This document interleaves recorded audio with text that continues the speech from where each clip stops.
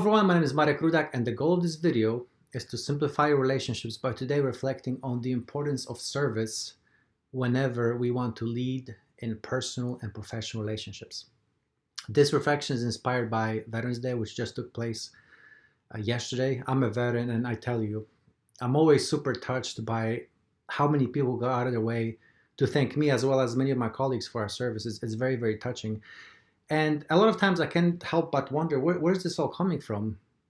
Because as members of the military, we don't have monopoly on service. You know, there's a lot of fine, great people in various different professions that serve a lot.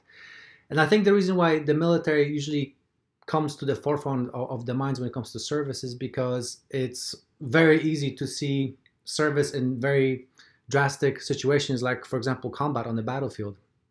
I'm thinking here, if you read the citations for the Congressional Medal of Honor, which is the highest decoration any member of any service can get, and here in particular, the movie that comes into my mind, I'm a visual guy, is Hacksaw Ridge, where it's a story about a medic who in World War II saved dozens and dozens of people.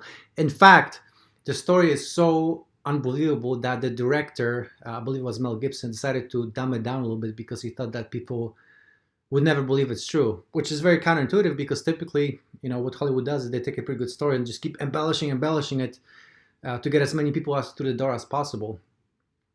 But I like to propose that we as human beings, we are wired to respond and build emotional connection with service. And in fact, what I like to do is like to bring in Exhibit A quote by a very, very smart, very, very wise woman, Maya Angelou, who said, she passed away recently, people will forget what you said, people will forget what you did, but they will never forget how you made them feel. And I'd like to propose that service is one of those ways where we make other people feel very special. But here's the thing that I like to really put some light upon, is that when we think of service, particularly for us guys, we tend to think of something really, really huge. Like, for example, those guys who get Congressional Medal of Honors.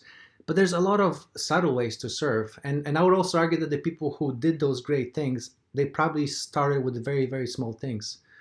And particularly for our guys, it's very easy for us to get caught up in the mind and think about the things that we do that make the other person feel special, where in fact that's not how that other person perceives it. And a lot of times that tends to be an origin of conflict. And so what I'd like to propose is that when it comes to service, let's not make perfect the enemy of good. It's small things like listening. A lot of the times we listen to respond, we don't really listen to hear. And it's just so amazing what happens, particularly in personal, professional relationships, how they start turning around when we begin to listen to the other person and not come in with a perceived agenda. So my friends, if there's a personal professional relationship you would like to improve, please think of it from a standpoint of service. And again, don't make perfect enemy of good, and see how you can do so small, subtle changes like listening that will build the foundation of a much stronger relationship. And if you need help, please go to CS1 Mindset, and I'll be more than happy to help you out. Sign up for the complimentary relation audit, and I'm sure it will make a big difference in your life. Until next time, God bless, and talk to you soon.